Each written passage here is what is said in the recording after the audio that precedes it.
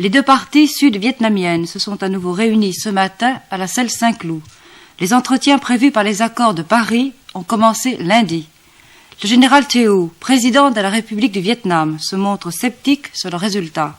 Il a expliqué pourquoi à Jean-François Chauvel. Et quel est actuellement votre sentiment sur la suite des événements? Tout dépend de l'attitude des communistes. Oui ou non, ils voulaient recommencer une guerre de 18 ans, qui n'ont pas réussi. Alors ça, c'est très important pour permettre aux leaders communistes de Hanoï de réfléchir mûrement pour prendre une décision.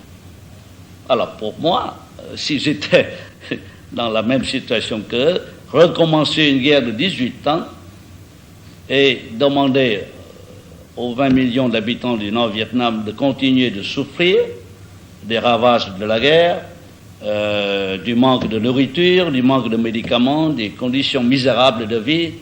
Alors ça, si j'étais un leader, je ne peux pas supporter tout ça, surtout pour une guerre d'invasion. C'est pas pour une guerre de libération. Mais pour les communistes, on peut jamais deviner les communistes. Peut-être ils voudraient avoir la misère pour demander beaucoup à la population. Et surtout la guerre entretient le régime pour eux. La misère de la population conserve le régime. Alors combien de temps peut durer cette période de réflexion, à votre avis? De réflexion pour les communistes? Ah, mais ils auraient dû déjà réfléchir et prendre une décision, même s'ils ne le disent pas. Est-ce que vous n'avez pas le sentiment qu'ils sont hésitants sur la conduite à suivre actuellement? Ils sont hésitants sur la conduite à suivre actuellement parce qu'ils sont divisés parmi eux-mêmes. Une fraction pro-guerre, une fraction pro-paix, une fraction pro-chinois, une fraction pro-russe. Ça s'était passé même il y a plusieurs années.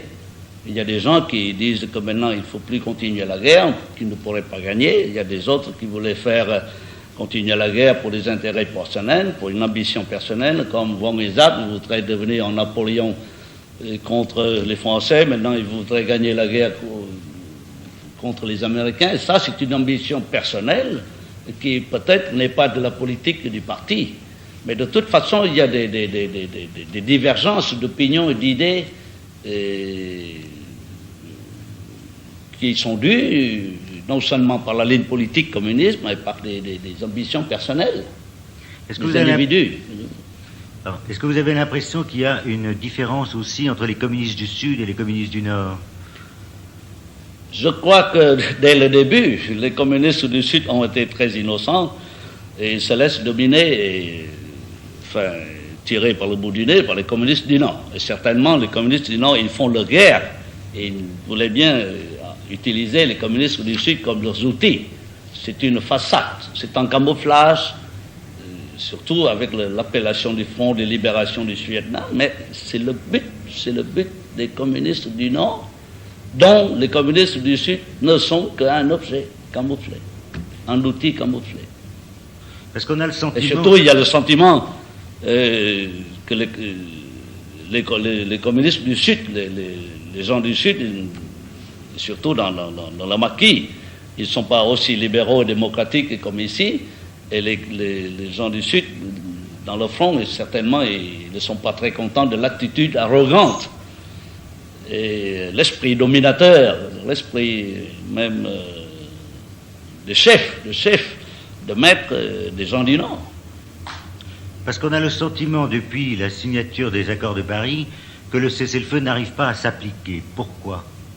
Pourquoi? Parce que les communistes ont violé le cessez-le-feu. C'est la simple raison. Et c'est la principale. Mais pour quelle raison, à votre avis, est-ce qu'ils violent le cessez-le-feu? Est-ce qu'ils ne le respectent pas? Mais ils l'ont dit depuis longtemps. Ils l'ont dit même avant octobre, lorsqu'ils pensaient que les accords de paix devraient être signés le 27 octobre. Ils ont issu les directives jusqu'aux 4 communistes des villages, disant qu'il faut profiter de la période de minuit, mi-jour, après le cessez-le-feu, parce qu'en ce moment-là, la Commission internationale de contrôle n'était pas venue, ne serait pas en place. Il faut profiter pour avoir plus de population, plus de hameaux. Alors c'est ce dont ils ont besoin. Les hameaux et la population pour avoir les votes. Alors ça, c'est Alors certainement, ils devaient appliquer la même tactique, les mêmes directives, après que les accords aient été signés en janvier. Oui, seulement ça fait un mois, même plus d'un mois maintenant. Or, ça continue. Ça continue parce qu'ils veulent toujours avoir de la population des hameaux. Et la Commission internationale ne peut pas fonctionner. Parce qu'ils ont été gênés par ces actes de violation de cessez-le-feu par les communistes. Alors, est-ce que vous pensez que, au terme des 60 jours, ils appliqueront finalement les accords, ou est-ce qu'ils vont continuer comme cela? Ils ne cesseront de continuer, ils ne cesseront leurs actes de violation que lorsqu'ils n'en seront plus capables. Moi, je vous dis ça très franchement. Jusqu'à présent, ils ont 12 825 tués et capturés. Je ne sais pas s'ils continuent à poursuivre dans cette voie. C'est une grosse perte. Et au fond, ils n'ont rien gagné. Est-ce que vous pensez que les conversations bilatérales de Paris vont permettre d'éclairer le climat, enfin de... Oui, je crois que oui, mais je crois que quand les deux parties s'assoient à une table de conférence pour traiter d'une solution future politique, alors si les communistes mettent la volonté là-dedans et qu'ils ont la patience d'attendre, oui, mais s'ils veulent chercher encore une fois une victoire militaire sur le terrain pour appuyer la conférence, pour appuyer la solution politique à la table de conférence, alors s'ils insistaient à recommencer la même tactique comme en 54 ou 72, alors ce serait la même chose.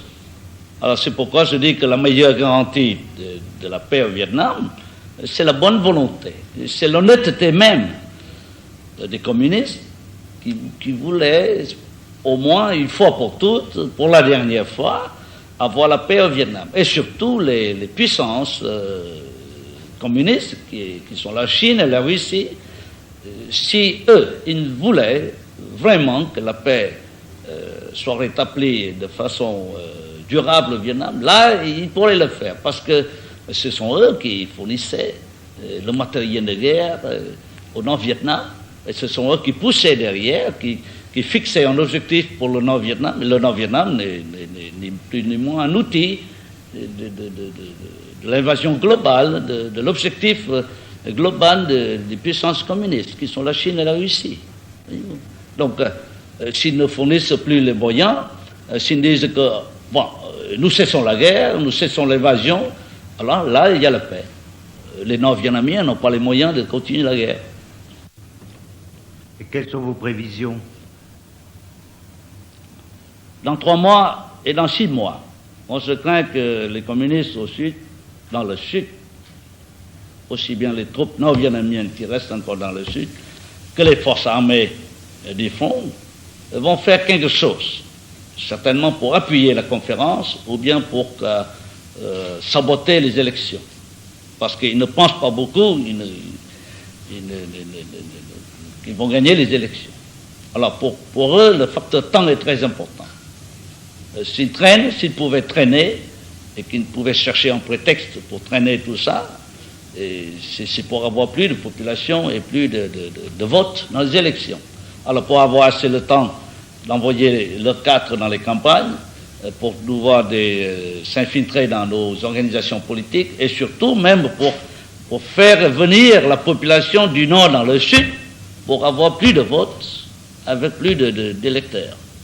Ça, ils feront certainement, parce qu'ils ont fait déjà en 54. Et comment est-ce que vous allez réagir à cela? On va voir, je ne peux pas prédire tout ça.